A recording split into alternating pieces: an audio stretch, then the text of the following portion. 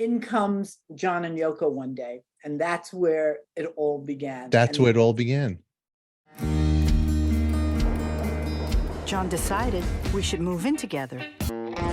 My name is May Pang, and this is my story. She did not realize it was going to turn into such a big love affair. She thought it would be 2 weeks, gone, goodbye. She told me, it was something you've taken John back. And I said, what? She said, I think it's time. I'm not even going to say what happened. Some of it was ridiculous. One way of putting it.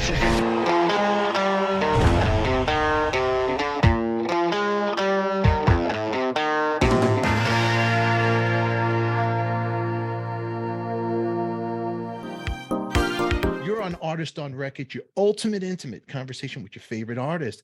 And if it's your first time here talking to you, subscribe, hit the bell to be notified so you don't miss any other episodes. And if you enjoy this episode, check out ADIKA's All Access Backstage Pass in Patreon. You can find this episode and many others unedited, uncut. It's the place you'll see me cry. You'll see me laugh. You'll see the people I interviewed. They're asking themselves, what am I doing here? It's all there. But in the meantime, who's in the hot seat? We got May Pang, and May Pang has a new documentary coming out called The Lost Weekend, A Love Story. It comes out April 13th. I'll make sure those links are down below. In comes John and Yoko one day, and that's where it all began. That's where it all began. And that's where and you know, George had come in, Ringo had come in, but where it began with them because they came in to make 2 movies, Up Your Legs Forever and Fly. And they said, we want you got to work with them. And I was like, what just happened? I don't know how I got it, but I was the one that they picked. Wow. So there it is. That's how it happened. Your first meeting when you saw the John and Yoko walk this is before now. You don't even know John. There's nothing going on. Nothing. It's May as being a rock and roll person that loves rock and roll music. We all love the Beatles. This is your schooling now. You're in the School of Rock right there. Alan's office is basically your School of Rock. Yes. I mean, we're also with the Rolling Stones. So, I mean, I have both bands. Yeah, you have and the best Rolling Stone stuff, the Mick Taylor era, great. Wow. So you see John and Yoko walk in there. What in your head? What are you thinking at first? Well, it's like we were thinking, oh my God, why are they here so early? Because they came. And they were polite. Were they polite when they walked in the door? Well, they were standing by the bank of elevators at the building at 1700 Broadway. And my girlfriend, because we would come in together because she lived close by me. And I said, she goes, I was looking down at something. She goes, what are they doing here? I said, what are you talking about? She goes, look. I picked up my head and I looked, and right by standing by the bank of elevators, John and Yoko. And I said, I don't know, why are they here? It's a shock to see them at 9:30 in the morning, and work starts at 10. So obviously they didn't get the memo. They got in very early. We all filed into the elevator. They stood in the back.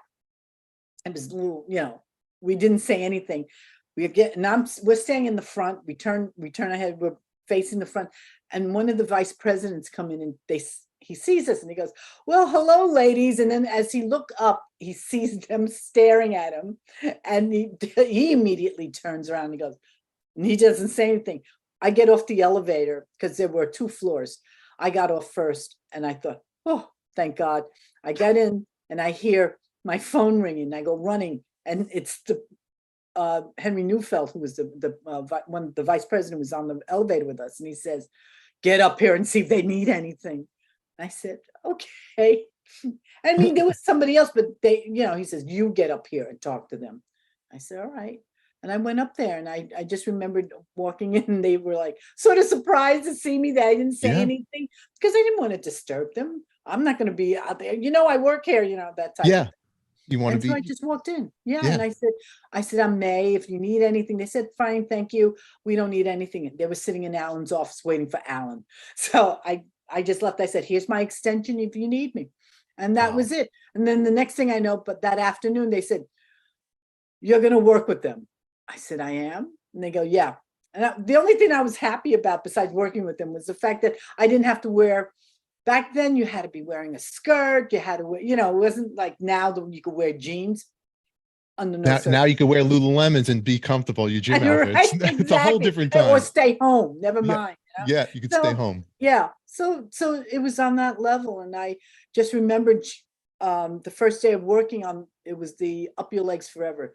The goal was to get 365 pairs of legs to donate for peace. So she hands me her phone book and she goes, tell them you work for me and tell them that you want them to come down and donate their legs for peace.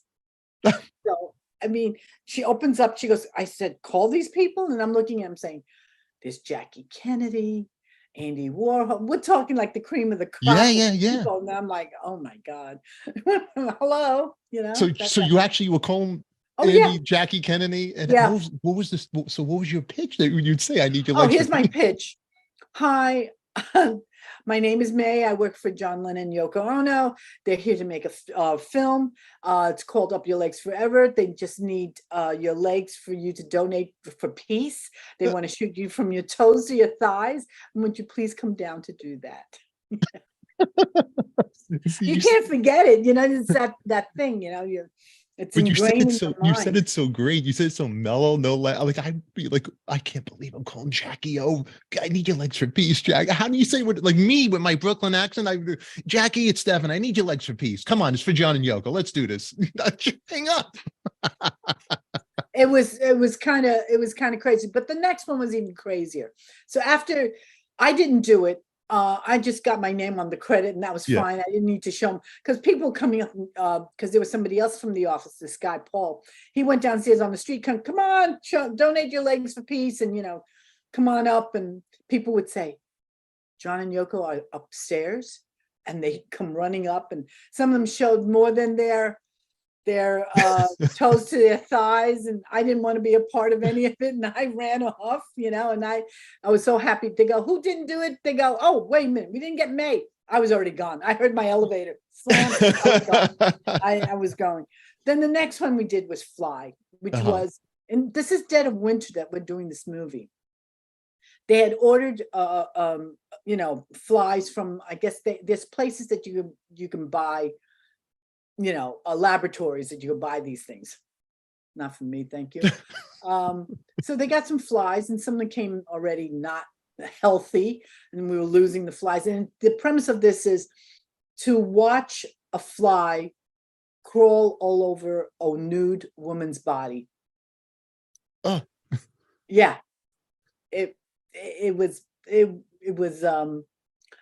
I just sort of looked at it, and as naive as I was back then, it was really funny. And I kept thinking, wow, this woman could stay still while this fly is crawling all over her, not knowing that, she had taken something to knock her out. And I'm thinking, good gracious, just a thought.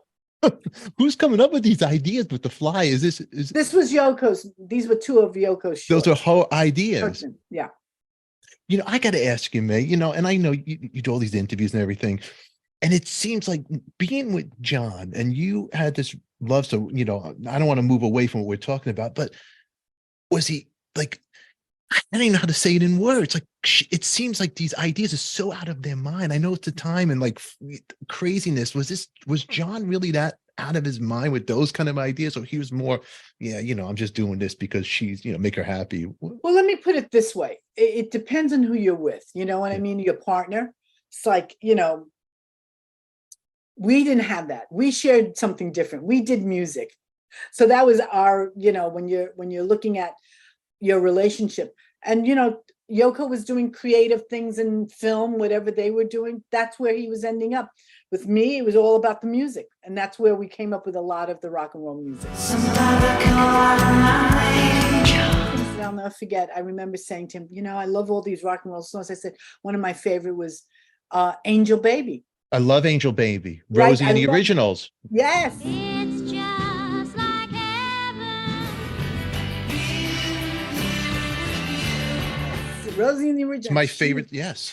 I was in touch with her son, and of recent times. But it was just so weird that he looked at me and he goes, I love that song too. And I go, you're kidding. And he said, how do you know? Because we were, we're 10 years apart in age.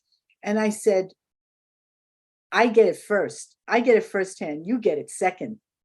And he went, fair enough, because remember in England, all those people in Europe, they didn't get the songs, they didn't get the Shirelles and all these until much later. So I would get him first. No, would John geek out over knowing the history, like the Brill building with all this? Oh, absolutely. He was so into all of that. Would he walk by the building, go, this is because right there, the Brill building, which you and I both know, it's legendary. I would tell him what was happening and who was here. And he go, really? He'd be fascinated. And he loved all that history about the music. He was so into it, and to me, I'm so happy that he was. And he couldn't believe, like I said, that I knew all this stuff. And this is my story. She was a very good assistant. What kinds of things would you do on a daily basis? Taking care of everything. Working in the studio, doing clothes, doing the publicity. Yoko walked into my office and said, John and I are not getting along. I want you to go out with him. Well, are you kidding? I can't do that. He's my employer. He's my boss. He's your husband. That was the fabulous May Pang. And if you want to see The Lost Weekend, A Love Story, links will be down below to see where it's playing near you. In the meantime, you can see this episode unedited, uncut in our all access VIP backstage pass in Patreon, where we do the interviews unedited, uncut, unfiltered, and live. Subscribe, give us a thumbs up, and put your comments down below. Always love to hear what you have to say. Remember, it's only rock and roll and we like it. Until then, who loves you, baby? We do.